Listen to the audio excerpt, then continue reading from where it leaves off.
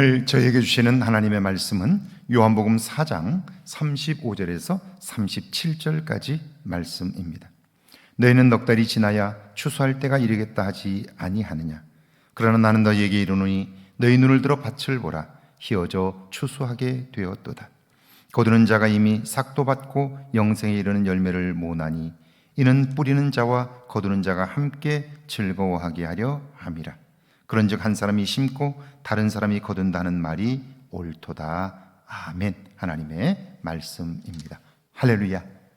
하나님의 인도하심이 오늘도 저와 여러분의 삶에 있기를 주의 이름으로 축원합니다. 시골에 살면 풀과의 전쟁이라는 말이 있습니다. 풀은 뽑아도 계속해서 나고 자랍니다. 그래서 풀이 죽고 나지 못하게 하는 약을 치기도 하지만 그때마다 땅을 병들게 하는 것 같아 망설이게 됩니다.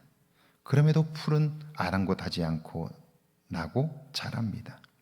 특별히 내가 바쁘게 사느라 조금만 관심을 소홀히 하면요, 밭은 여지없이 풀밭이 되고 맙니다.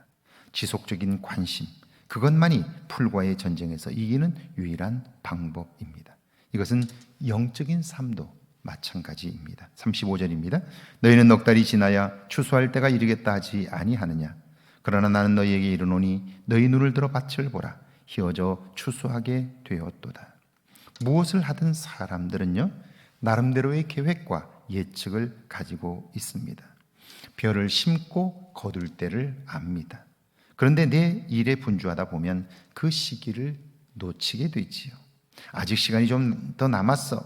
아직은 괜찮을 거야. 이런 생각을 하게 되는데, 그런데 그런 생각을 한다는 것 자체가 우리가 현장, 농부라면 농사 일에서 멀어져 있다는 것을 보여주는 거죠.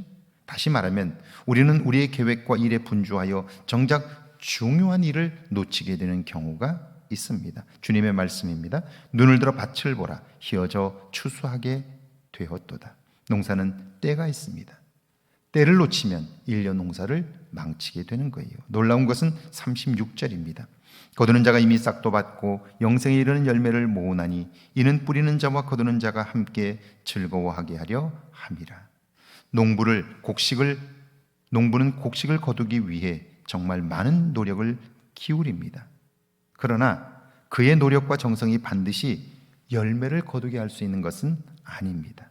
게다가 내가 열매를 심었다고 해서 내가 반드시 거두는 것도 아닙니다. 다시 말하면 노력하는 사람이 있고 그걸 누리는 사람이 다를 수도 있다는 말입니다.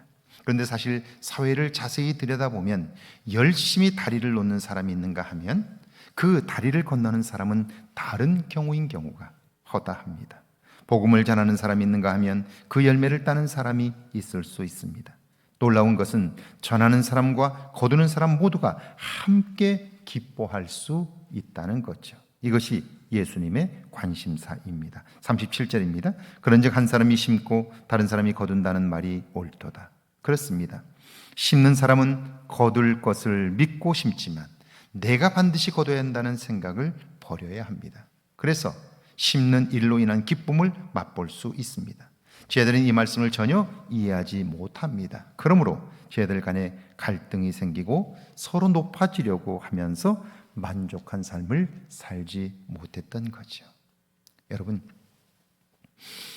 우리의 삶에 있어서 결과보다 더 중요한 것은 우리가 살아가는 순간순간 과정입니다. 왜냐하면 우리의 삶은 유한하기 때문이에요.